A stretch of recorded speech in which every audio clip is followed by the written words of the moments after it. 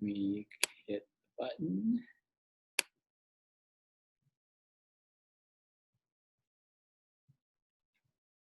Okay, welcome everybody to another episode of Achieve 10X TV. My name is Jimmy Yen. I'm a licensed acupuncturist, herbalist, and nutritionist, and we are doing something that's quite unique in the sense, especially during these stressful pandemic times. And we're going around and interviewing local people who are helping our local community. And today I'm super excited to have Jill Thomson of Austin Sports Therapy join me on this call, and we can just kind of learn about what she's been doing. So Jill, why don't you introduce yourself a little? Hey guys, thanks for having me, Jimmy. My name's Dr. Jill Thomson of Austin Sports Therapy. I am a certified chiropractic sports practitioner, and I started this practice about 10 years ago, actually. So we're actually headed to our 11th year of practice here in Austin. I am a native of Toronto, Ontario, Canada. So Austin is a totally different place for me. But yeah, so far so good. It's been great. Nice. So, we've talked before, and your background is super interesting for me, and especially, you're a sports chiropractic, and so it ties hand in hand. So you were actually a professional athlete. Can you explain about that? Yeah, actually, I, growing up in Canada, we sort of had the quintessential Canadian family. My brother was a hockey player, and I was a figure skier. So I started skating at the age of 2, and then started taking private lessons at the age of 4, and that developed on and on and on. And by the time I was a teenager, at the age of 13, I was sort of shipped off to the Olympic Training Center and trained. So I skated all the way through university up in Canada, and it was a very fun and interesting career with lots of trials and tribulations and injuries along the way. So I had a lot of treatment. Obviously, ice is very unforgiving. So tons of falls and repetitive falls, I should say. Yeah. So really the only thing that helped me kind of like maintain my ability to be able to compete and to train was to get work done like I do now. So that sort of sparked my interest. A lot of like active release type therapy, adjustments, basically all that kind of stuff. So that's why I'm here where I am right now, because that's kind of got how I was able to proceed as an athlete. Nice. Yeah. So, wow. So since 2 years old, so you never out of the womb, you've been an athlete almost. Correct. Yeah. So, now I can say that people say, what do you train for now? And I basically just say for life. I'm a bit of a gym rat now. I've hung up my skates, but yeah. Well, that's awesome because, especially Austin has a lot of athletes, right? Whether it's recreational athletes, I play tennis, but, I'm not professional by any means, but I'm like one of those weekend warriors. Yeah. So, obviously we want to win, we get injured. It's like, who do we go to? And, for me, it's like, who better to go to than an athlete who became a doctor, because the athlete actually knows exactly what you're going through, because they went through it. Right. And so I found that connection super insightful, and I think it's super beneficial, especially if you're an athlete here. So what type of athletes, is there a specific type of athletes that you're more geared towards, or just any type of athlete right now? So I would say that we see all athletes, and really a majority of our patient base are recreational athletes, marathon runners, triathletes, tennis, golf, of course, a lot of CrossFitters. Yeah. So we kind of see everybody. We see some professional level athletes, some professional cyclists, some professional Ironman triathletes, and some professional football people. But for the most part, we mostly treat the recreational population of Austin, really. Okay. Yeah. So people like me who wish they were professional, we injure ourselves all the time. Correct. Our name is a bit deceiving, the sort of generic Austin Sports Therapy. There, we do get people in here that say, I'm not an athlete, but can I come in and get treatment? And of course, everybody's welcome. We're all kind of athletes in some way. Nice. So what do you do different? I know you specialize in sports and chiropractic. So how is it different from a typical chiropractic treatment? Okay, great question. So we are a little bit more, what I'm going to say is we're a bit more state of the art, if you will, to use that term. We use a lot of biomechanical evaluation techniques to sort of look at the whole body to figure out like what's going on. If you come in here with a hip problem, well, I have to look at your knee and your ankle to figure out like why is your hip bothering you, especially if you're a runner. We'll throw you on the treadmill. We'll do some gait analysis. So we look at the whole picture. Then we do a lot of myofascial techniques, active release. We do some fascial distortion. We do a lot of the functional range conditioning type joint mobility exercises. We still do hands-on adjustments if required.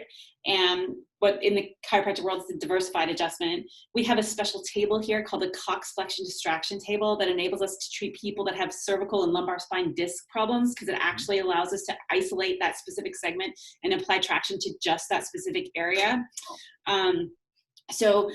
And then, of course, we have a functional rehab training room where we can do a lot of functional rehab with patients to sort of get them to that next level of where they need to be. Okay, so you help them, you do the treatment on them, and then you help them rehab back. So your center does that. Correct. Okay, and so do they work with other chiropractors or physical therapists, or Yeah, that's a great question. It's funny. A lot of people they don't really need to read the sign on the door, and that's totally okay. Yeah. They'll come in here and they'll say, "Hey, I just went to my chiropractor, but I'm here to see you now." And I certainly don't correct them. Yeah. I think it's great. So, just because we offer a little bit different scope, Yeah. sometimes people don't really even know what we are. And that's okay, as long as we can help you get better. We also see some acute injuries in here, and we have a special machine called a piezo wave machine that is super duper intense, sort of electroshock therapy, good for tendinopathies, things like that. So we're seeing some more people that need that type of treatment. Okay, nice. So yeah, it sounds like you use a lot of technology in your practice, which is a little different from other chiropractors that I know.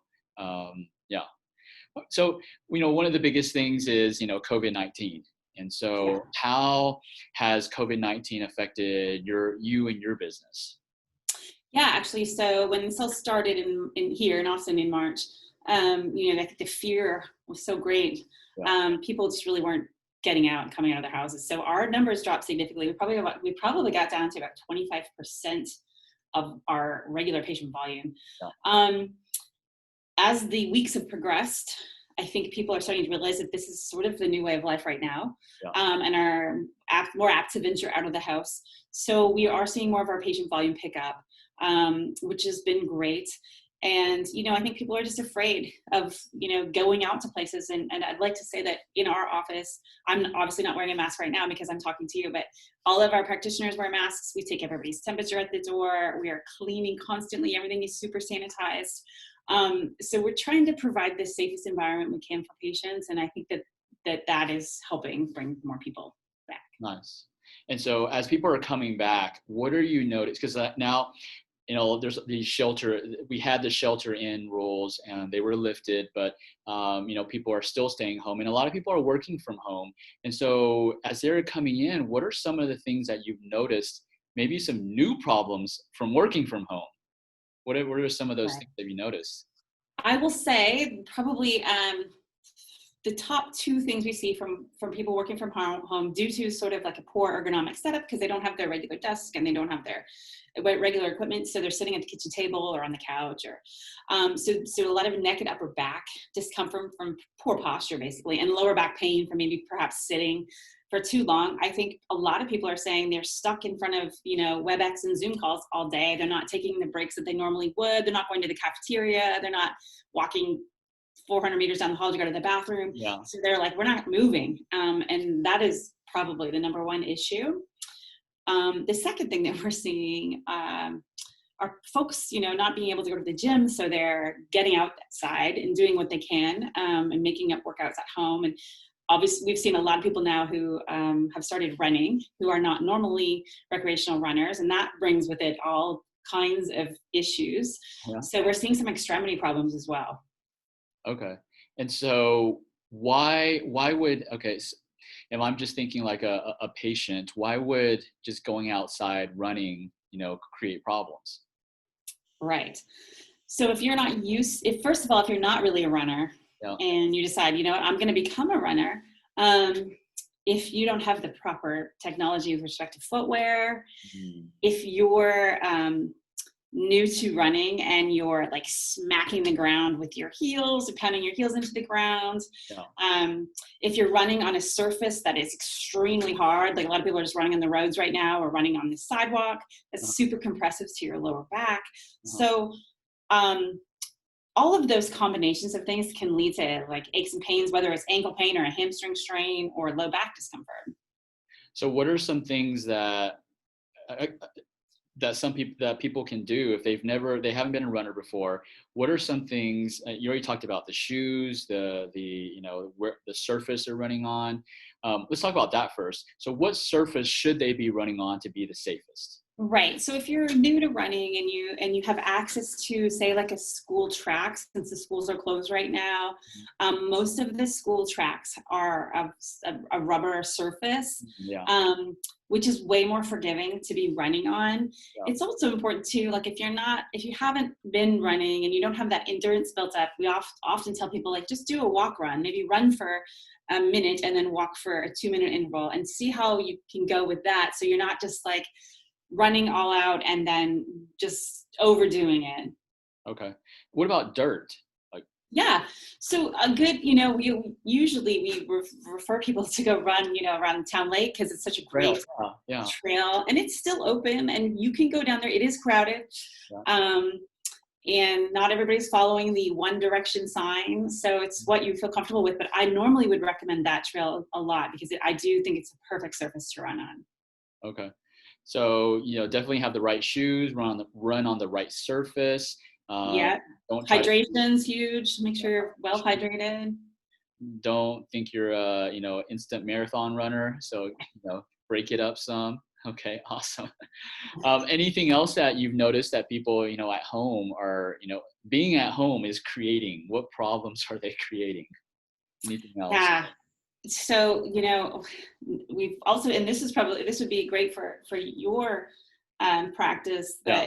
but a lot of anxiety, Yeah. um, a lot of like, yeah, depression, anxiety is big. We're seeing a lot of that. We're also seeing, um, some behaviors that are, nutrition maybe thrown out the window a little bit because everybody's, well, I'm stuck here, so I'm just going to eat this today. And it's something that they normally would not do. Yeah. So that has been an issue for some people.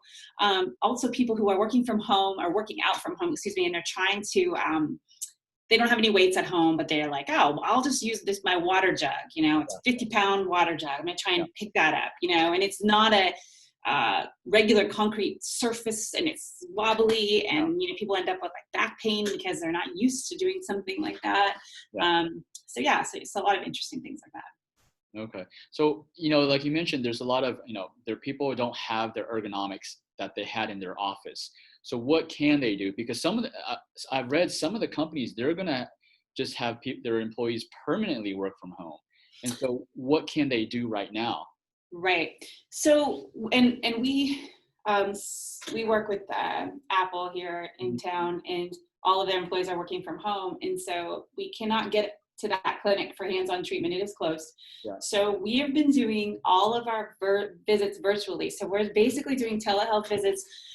And what we're doing, and we do this for our own patients who don't want to come to private practice as well, but we're taking them through a series of stretches, range of motion exercises, some self-massage with a cross ball or foam roller, showing them what they can do at home to provide some relief, whether it's, an upper back situation, a lower back situation. We also take a look at their ergonomics, say, show me what your desk situations looks like. And we can watch them sit down and we're like, oh, your monitor's too low. You need to adjust your chair height. Your elbows are hanging off your desk. Things like that, to be able to just give them a few little pointers to help them throughout the day. Okay, nice. So you kind of do they do a virtual tour of their desk space. Yeah. Yeah. Yep. Okay, nice. Anything like what if they can't, like I'll say what are some of the basics, like you're saying, okay, the desk, the chair height, the desk. I mean, what should people be looking out for? Right. So basically when you're working on your desk, you want to make sure your monitor is like eye level, so you're not like staring down. I know a lot of us work off laptops, Yeah. which has a tendency to kind of make us stare down, which is really puts stress on the neck. So if you can get your monitor at eye level, that's really helpful. You also want to be, when you're typing, that you have a surface to rest your arms on. So if your elbows are just like hanging off of the desk because they don't fit on Yeah. your desk, that's problematic as well. So you want to make sure that your hand or your arms are able to rest while you type. Um, and then of course the chair. So you want to make sure that you have a chair that enables you to sit back in the chair with your feet properly planted on the ground, not like dangling. And you want to make sure that the chair height is tall enough so that you're sitting at least at the 90-degree angle with the hip and the knees. If that makes sense. Yeah. You certainly don't want to be lower than that. That places way too much pressure on the spine. If you feel better being a little taller than that, that's okay too. You can put your chair height up. But honestly, Jimmy, what we're telling people is really the key to this is the next posture is your best posture. So that means you got to move. You should really have 3 different setups throughout the day. If you can stand up to work a little bit, that's awesome. If you can sit down for a little bit, great. If you can maybe, if you're on a laptop, take it to the kitchen counter to stand while you work. It's all about rotating posture through positions, because you could have the best chair in the world, but that's not going to make you impervious to back pain. You're still going to get it if you sit in it all day. Yeah, that's very true. Yeah, that's because most people are just right now, even though they have, it's like it's kind of weird. They have more time, but Yeah. yet they're less active. It's kind of Yes. It's so true. It's so true. they have more time to go out and exercise, and actually the outdoors is the safest place to be, and we are all stuck indoors, Yeah. and sitting more. Yeah. Not a good combination. No. So we definitely need to get back out. So are y'all limiting? Like we limit, we only have 4 people. We're only allowing 4 people at a time in our clinic, because we were trying to keep under that 10. Yeah. Rule. Even though that's not a rule, but we're still following that. Are y'all limiting the amount of people coming in? We do. So we do make sure that there's not more than 4 patients in here at a time, and we each have separate treatment rooms so when you come in, you're in a separate room. There's no mingling or intermixing of the patients, and we want to make sure that we don't have anybody waiting in the waiting room. We want to keep that to a minimum, so we don't make people wait out in the waiting room. We put them in a room as soon as they arrive. Okay, cool. And where is your practice? We are located at 3303 Northland Drive, and that is basically right at the corner of 2222 in Mopac. We're in that Berkshire Hathaway building, right next to kind of the Randalls there. Yeah, I think you can see the Berkshire Hathaway from Mopac. Yeah, exactly. You drive like right by it. Yeah. Are you in that? You're in that building? Yeah, we're on the top floor of that building. Oh, okay. Okay, nice. Yeah. Okay. Well, Jill, any last words that you would like to share with the audience?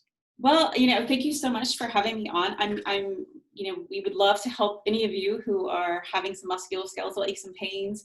Obviously, I am a huge fan of acupuncture as well, and I know Jimmy's extremely knowledgeable, and his work is amazing. So, I think that there is a really great way to take care of yourself with not just one type of treatment, but we can co-manage patients together. I feel like everybody sort of needs a little bit of the puzzle. Yeah. And if we can get those people to the right practitioners to be able to provide them with the relief and sort of all do our part, you'll feel so much better. Yeah. And one thing that I would say is that, because I play tennis and I compete, and then so tennis is opening up and people are starting to get out, and but during the pandemic they weren't lifting weights, so they were atrophying, their muscles were shrinking, and so now we're going out thinking we're going to be hitting like we were before the pandemic. Yes, there's going to be a lot of injuries, and definitely prevention, like you said, is the key. And getting whether it's the type of chiropractic or the therapy that you provide, the rehab therapy, just to prevent so that we don't hurt ourselves. Because the last thing we want, or any athlete wants, is we jump back in and we injure ourselves and we're out for like 6 months. That is so true. That is so true. Yes, I can't tell you how much of that we see. That is a great piece of advice. And the last thing I'd like to say is basically just like, with this whole COVID-19 pandemic, how unfortunate it is, but that, even though Texas is opening back up, I still really advise all of you to really take precautions. This is a science-based thing. It's not going away anytime soon. Everybody kind of needs to take care of themselves, take the right precautions. You can still go out and enjoy yourself. But yeah, just be safe. Yes, I agree. All right, Jill. Well, thank you for your time. Thank you for your knowledge. And make sure when I post this on Facebook, and if you can put your where people can find you, contact info, and if they have any questions, where they can reach you. Okay. You bet. All right. Great, Jimmy. Thank you so much. Thank you. Take care. Have a great day. Okay. Bye.